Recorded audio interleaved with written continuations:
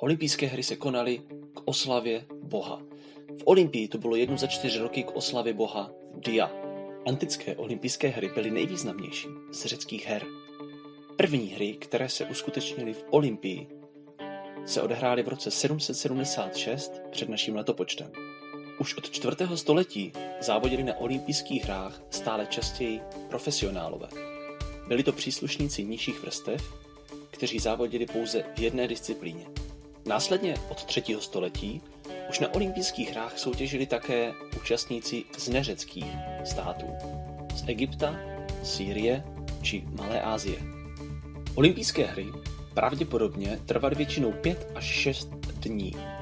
Ten první sport, který se uskutečnil na olympijských hrách, byl tzv. Běh na jedno stádio. Jedno stádio měřilo 192,27 metrů. Postupem času se množství disciplín zvyšovalo. Závodilo se v běhu, v hodu oštěpem, hodu diskem, který byl vyrobený původně z kamene, a později z bronzu. Disk mohl vážit až 6 kg. Další soutěžní disciplínou byl souboj, neboli zápas. Jeden typ tohoto zápasu byl takzvaně vzpřímený, kdy cílem bylo shodit protivníka na zem. A druhý typ byl takzvaný přízemní souboj, kdy zápasník zvítězil ve chvíli, kdy jeho protivník zvedl ukazováček či prostředníček na znamení toho, že se vzdává. Dalším druhem souboje byl box.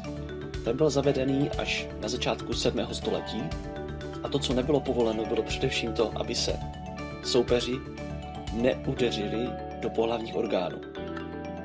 Původně měli boxeři pěsti ovinuty řemeny, později se začaly používat i rukavice. Box skončil ve chvíli, kdy jeden ze soupeřů zůstal ležet nehybně na zemi. V případě, že souboj trval příliš dlouho, rozhodčí nařídil tzv. Klimax. To znamenalo, že jeden soupeř udeřil toho druhého bez toho, aniž by se ten bránil, a pokud ten úder vydržel, mohl udeřit svého protivníka opět stejným způsobem. Soupeřilo se tak dlouho, dokud se jeden z nich konečně nespadl k zemi.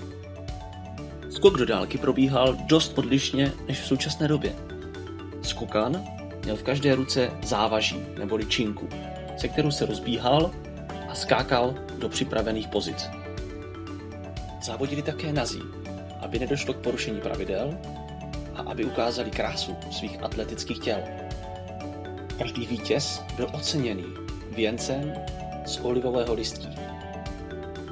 Dalšími disciplínami byly buď závody na vozech, tažených koňmi, nebo závody klání zpěváků, recitátorů, trubačů. Pořádaly se také různé výstavy, kulturní aktivity, které byly spojeny právě s tím společenským děním, kvůli kterému se do Olympie všichni shromažďovali. Účastnice olympijských závodů se směli pouze svobodní řečtí muži. Přihlížet ovšem nesměli ženy ani otroci, natož tak ženy vdané. Olympijský vítěz získal obrovské renomé, byl ohromně ceněný a znamenalo to něco jako vítězství vojevůdce ve válce. V době her byly zakázány úplně všechny války a jakékoliv násilné činy. Na půdu Olympie nesměl vstoupit ozbrojený voják ani ozbrojený jednotlivec. Účastníkům her byl umožněn svobodný průchod přes území všech řeckých států, i těch znepřátelených. K porušení této dohody došlo za dobu více jak 1000 let trvání olympijských her jen výjimečně. V době, kdy Řecko bylo ovládnuté Římem, trvalo ještě několik staletí, než v roce 394 římský císař Theodosios olympijské hry zrušil jako pohanské. Bylo to již v době, kdy v římské říši hlavní náboženstvím bylo křesťanství.